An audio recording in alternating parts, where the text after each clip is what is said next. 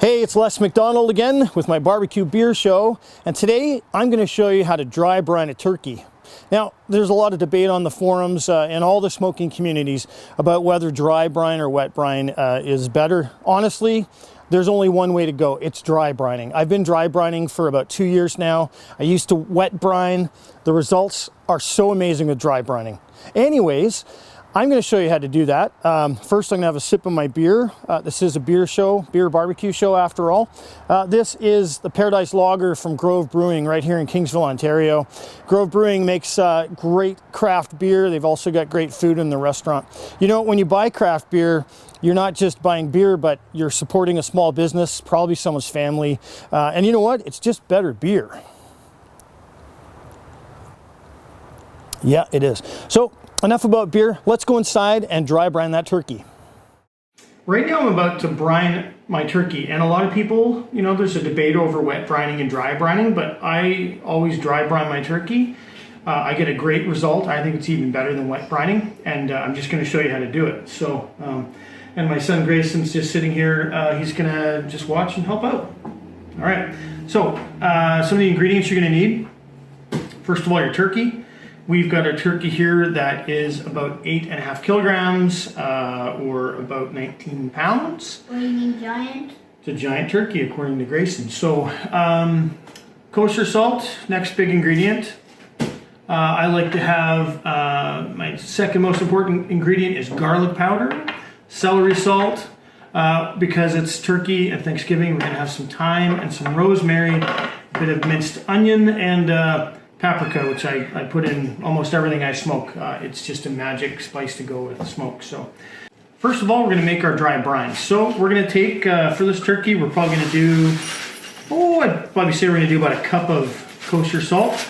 Probably not going to use it all. All of it? Yeah, we're going to use quite a bit. There you go. It's half a cup.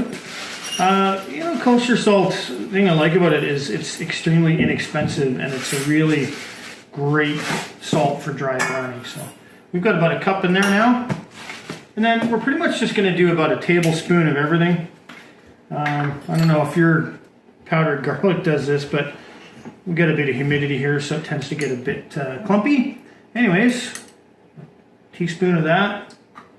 You know, I love, I typically don't cook with garlic powder, but I use garlic powder in all of my rubs. It's just, it's magic. So I'm probably just going to do like half a teaspoon of the celery salt, and minced onion. I love it. It adds a really nice profile. Again, it's humid here. It's clumpy. Whatever, I can live with that. We're going to do probably about a teaspoon of that. And then we are going to do just, you know what, we're just going to be kind of sprinkling in our thyme. It's probably going to end up being, you know, about half a teaspoon or something like that. Hey, this is smoking. This is not science. And we're going to do a little bit of rosemary. There we go. That's spicy. It's not spicy. No, my son's just asked me if this is going to be spicy. It is not. And a lot of people don't like too much spice. Now, when I'm smoking, I try to save the spice for after. I make a great fermented Louisiana hot sauce. Talk about that later. So I'm probably going to do about 3/4 of a teaspoon of the paprika. Paprika, I don't know how you pronounce it. A lot of people, everyone's got their own way of saying it. How would you say it, Grayson? Would you say paprika or paprika? Paprika. He's too busy eating Skittles, so mix that all up. Ooh. See there? We got that. You know what? I'd probably use way too much salt, so we're not going to use it all. But if I don't use it all, maybe I'll save it for later and use it for something else. So looking good. So what we want to do, this turkey has the skin wrapped around the legs, which is nice. I like how they do that.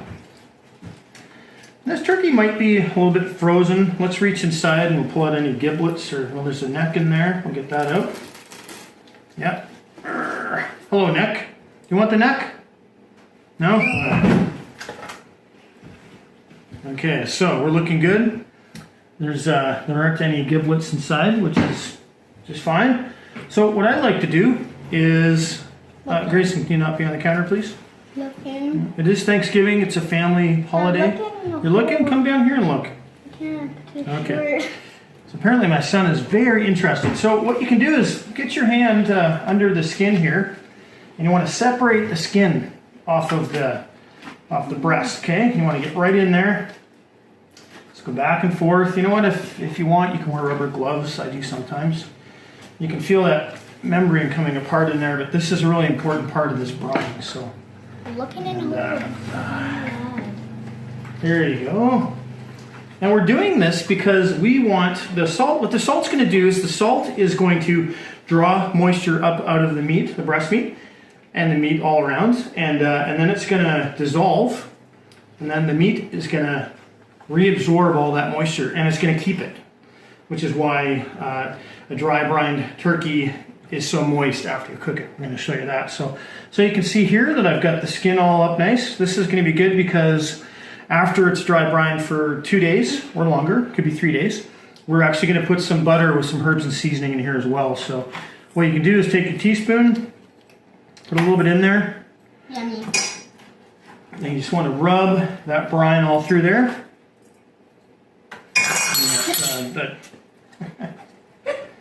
Apparently my son is enjoying this a lot, so. Not how you put a spoon in a bowl. Right, exactly. So try to get it up into the corners. And I know it might seem like this is going to make your turkey salty, but in fact it won't. So now what I do, once we get it under the breast, is I'm going to flip it over. And we're going to do the back first.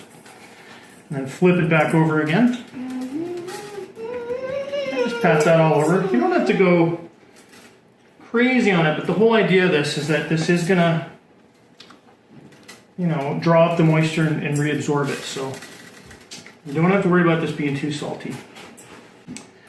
So we're going to flip this turkey back over again. Nice. We want that. We're going to pull the skin back over. The skin's going to dry out a little bit because now we're going to put some of our brine on top of the skin and get it on the legs, get it on the thighs, get it, and also get it on the inside. So you're going to want to get it in the cavity as well. So we'll get that inside the cavity. Yeah. Dry brine all over this turkey. I may call it a rub by accident. It is kind of a rub. It basically is, but we'll call it a dry brine. And there we go. Okay, so there we go. Awesome. Okay, now it's time to wrap this turkey and put it in the fridge. All right, so my phone battery died. I had been recording this on my phone, which I don't typically do, but I want to get this recipe out to you guys. So we have wrapped the turkey in, covered the turkey in saran wrap. And then I've wrapped it in tin foil just to hold the shape. So now we're gonna put this beauty in the fridge. We're gonna let it sit there for almost 3 days. We're gonna smoke it Sunday morning early so we can have it ready for our Thanksgiving dinner.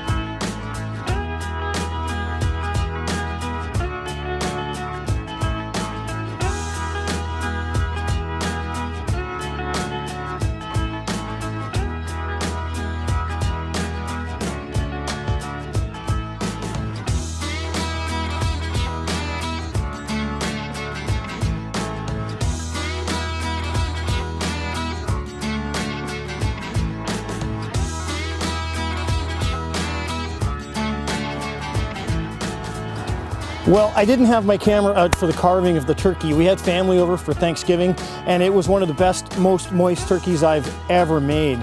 Dry brining, slow smoking. I mean, just a magic combination for the perfect turkey.